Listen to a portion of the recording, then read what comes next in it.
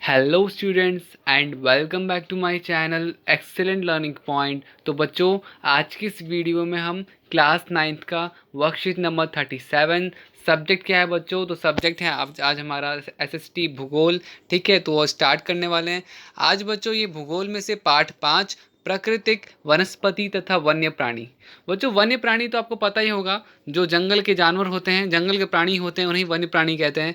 और प्राकृतिक वनस्पति, बच्चों वनस्पति क्या होता है? तो वैसे पौधे जो कि खुद ब खुद पैदा होते हैं, ठीक है, जहाँ पर हमारा किसी भी तरह का समर्थन नहीं होता। ठीक है, देखो क्या है, तो देखो यहाँ पे क्या लिखा हुआ है। सबसे पहले हमारा देश भारत विश्व के मुख्य 12 जैव विविधताओं वाले देशों में से एक है। लगभग 47,000 विभिन्न प्रजातियों के पौधे पाए जाने वाले कारण से यह देश विश्व में 10वें स्थान पर, एशिया के देश में चौथे स्थान पर। भारत लगभग 15,000 प्रजातियों के फूलों के पौधे हैं, जो विश्व में फूलों के पौधों का 6% है। मतलब कि बच्चों, अगर हम पूरे वर्ल्ड की बात करें, विश्व की बात करें, तो 6% प्रजाति हमारे इंडिया में से है। ठीक है, और बच्चों क्या बोला जा रहा है? तो बोला जा रहा है यहाँ पर कि हम विश्व में 10वें स्थान पे हैं बच्चों, पौधों की प्रजातियों में। हमारे देश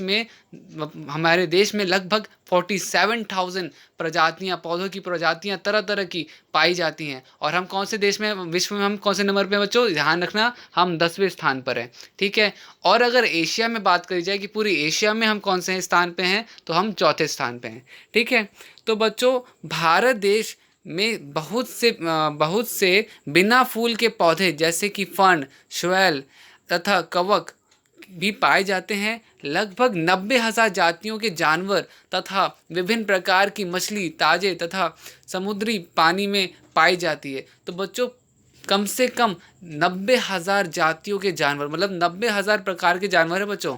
आप बच्चे मुझे कमेंट में बताना नंबर में कि आपने कितने तरह के जानवर को देखा होगा। मेरे ख्याल से 10, 15, 20, 100, 1000। क्या आपने 90,000 तरह तरह के जानवर को देखा है? आप मुझे बताना कमेंट में। ठीक है, ओके। आगे बच्चों देखते हैं वनस्पति क्या होता है बच्चों। वनस्पति एक उस तरह का पौधा होता है जो बिना मनुष्य की सहायता के पैदा होता है।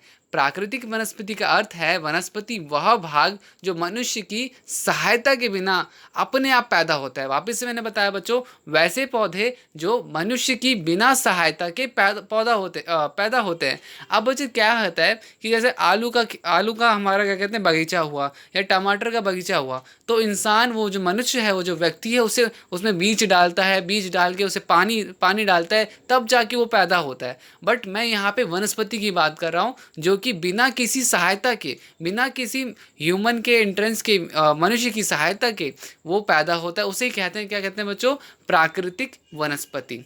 तो आगे क्या लिखा हुआ है? और लंबे समय तक उस पर मानवीय प्रभाव नहीं पड़ता, इसे अक्षत वनस्पति भी कहते हैं। वह वनस्पति जो मूल रूप से भारतीय है, उसे देशज वनस्पति कहते हैं।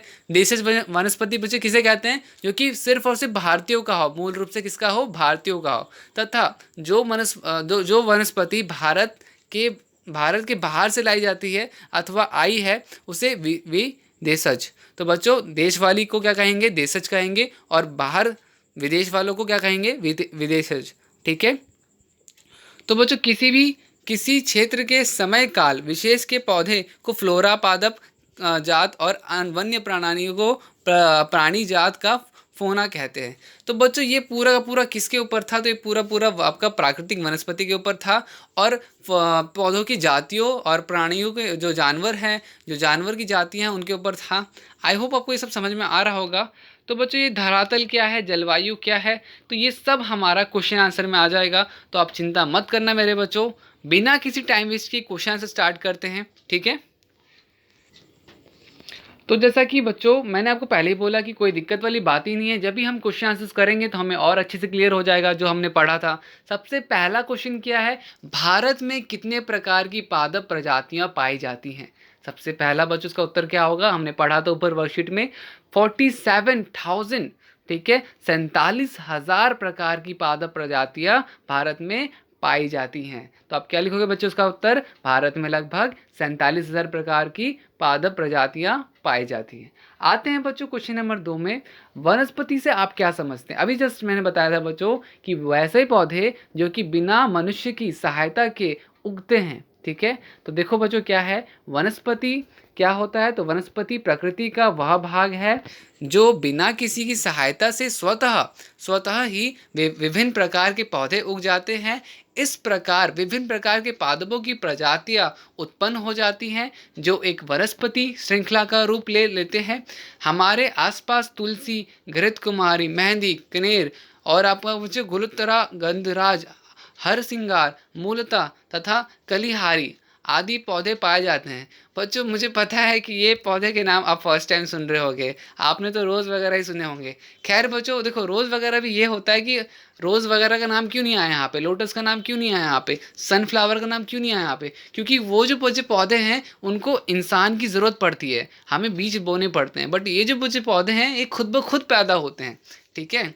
तो इसलिए आप सब कंफ्यूज मत होना कि सर यहाँ पे उन पौधों का तो नाम आया नहीं जो हमने सुना था, ठीक है। तो क्वेश्चन नंबर 2 ये हो गया आपका।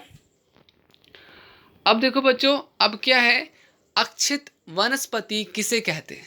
यह आप द्वारा गमलों में उगाए गए पौधों से किस प्रकार विभिन्न है? तो बच्चे जो हम गमलों में पौधे उगाते हैं और ये जो है इन दोनों में फ़र्क क्या है? तो उत्तर पढ़ते हैं बच्चों, वह वनस्पति जो बिना किसी मानवीय सहायता के अपने आप उगती है और बढ़ती है, ठीक है, यह बढ़ती है, उसे अक्षित या प्राकृतिक वनस्पति कहते हैं, ठीक है बच्चों। तो मैंने आपको पहले ही बताया था वनस्पति क्या होता है, जो कि बिना किसी हेल्प के खुद ब खुद उगता है।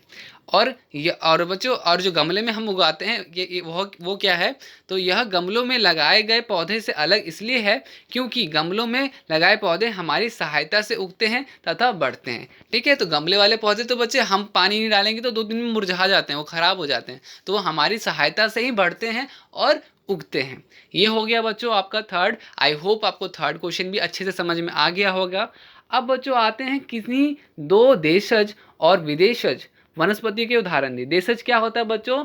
जो वनस्पति क्या हो देश में ही पाए गए हों। विदेशज क्या होता है बच्चों? जो वनस्पति क्या हो विदेशों से पाए जाते हो। तो देखो यहाँ पे बच्चों एक नाम है अशोक तथा महोगनी, ठीक है, अशोक तथा महोगनी। और दूसरा बच्चों विदेशज में क्या होगा? मैपल वनस्पति और ओक वनस्पति, ठीक है। तो ये था आपका बच्चों प्रश्न नंबर 4 का उत्तर। अब आते हैं अपने लास्ट क्वेश्चन में बच्चों। लास्ट क्वेश्चन थोड़ा सा इंपॉर्टेंट है तो प्लीज़ थोड़ा ध्यान देना। मैं वापस हमेशा सारे बच्चों को कहता हूँ कि मैं इतनी मेहनत से एक्सप्लेनेशन करता हूँ बट कई सारे बच्चे सिर्फ आंसर देख के चले जाते हैं। तो बच्चे आप प्लीज़ जो मैं कर रहा हूँ ना उसका फ़ायदा उठाओ, ठीक है। ये आपके क्वेश्चन आंसर में आएंगे, इंपॉर्टेंट है। तो एग्ज़ाम के पॉइंट ऑफ व्यू से करो, सिर्फ और सिर्फ वर्कशीट कंप्लीट करने की पॉइंट ऑफ व्यू से मत करो, ठीक है। तो बच्चों देखो ये क्वेश्चन इंपॉर्टेंट है, क्वेश्चन नंबर 5, प्लीज़ आप इसे मार्क कर लेना।